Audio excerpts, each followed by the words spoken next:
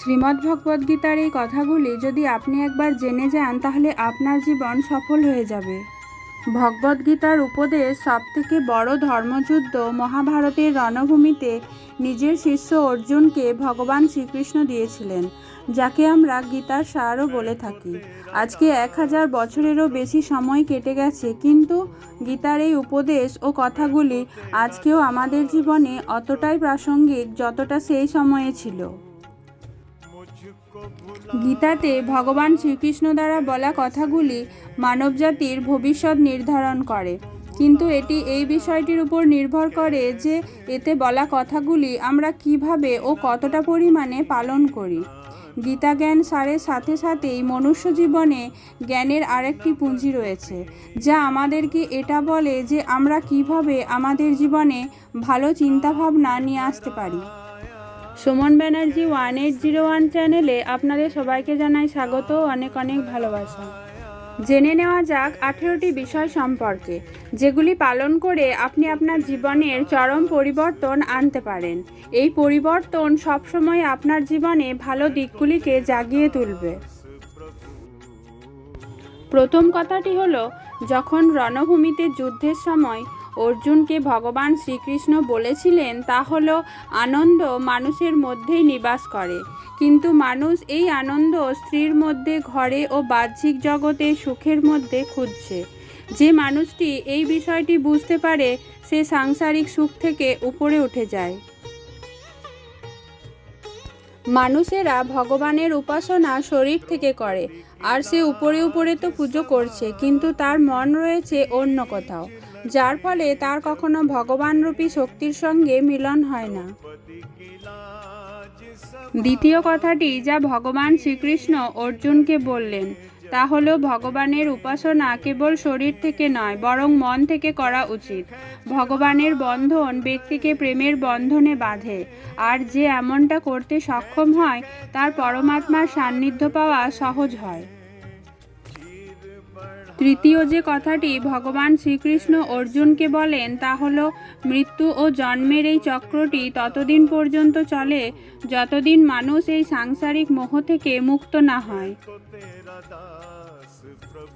যতক্ষণ মানুষ এটা বুঝতে সক্ষম না হয় যে সবশেষে তাকে ভগবানের কাছেই যেতে হবে, ততদিন পর্যন্ত এই চক্র চলতে থাকে, আর মানুষের বাসনায় তার পুনর্জন্মের কারণ হয়ে দাঁড়ায়। চতুর্থ যে কথাটি ভগবান শ্রীকৃষ্ণ বলেন তা হলো, ইন্দ্রিয়ের অধীনে আসলে মানুষের জীবনে সমস্যা এসে ঘিরে ধরে। এই কারণে মানুষদের ইন্দ্রিয়ের ওপর সংযম রাখা উচিত। ভগবান শ্রীকৃষ্ণ এরপর বলেন, সংযম অর্থাৎ ধ্যান, সদাচার, স্নেহ ও সেবার মতো গুণ সৎসঙ্গ ছাড়া কখনোই আসে না, আর এই গুণগুলি মানুষকে পরমাত্মার সঙ্গে মেলানোর সিঁড়ি। আজকালকার দিনে মানুষেরা বস্ত্রকে সবথেকে বেশি মাহাত্ম্য দেয়। পুরনো জামাকাপড় পরা মানুষকে সবসময় তিরস্কার আর নতুন জামাকাপড় পরা মানুষকে সবসময় সম্মান করা হয়ে থাকে, কিন্তু শ্রীকৃষ্ণ বলেন মানুষদেরকে বস্ত্রের উপর বেশি নজর দেওয়া উচিত নয়।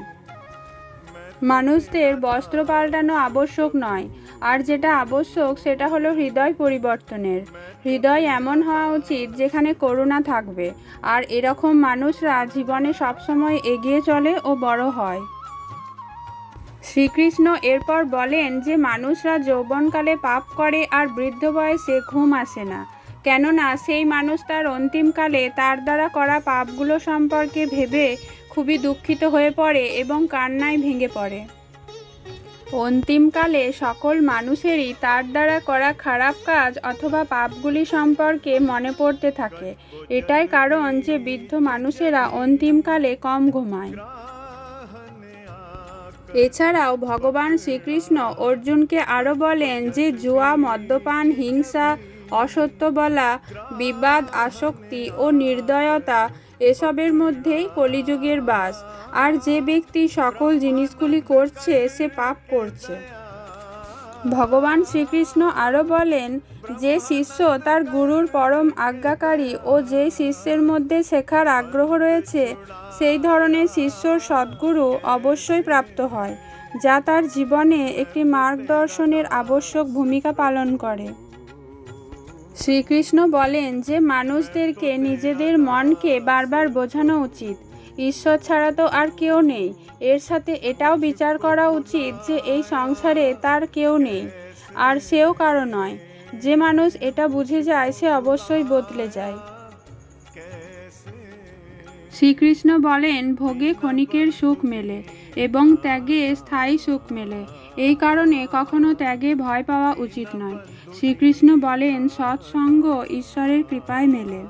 সবশেষে শ্রীকৃষ্ণ অর্জুনকে বলেন মানুষের জীবনে একাধিক সমস্যা আসবে, কিন্তু সেই সমস্যাগুলি দেখে ভয় পেলে চলবে না, বরং সেগুলিকে সঠিক বিচার বুদ্ধি দিয়ে চিন্তা ভাবনা করে পার করে যেতে হবে।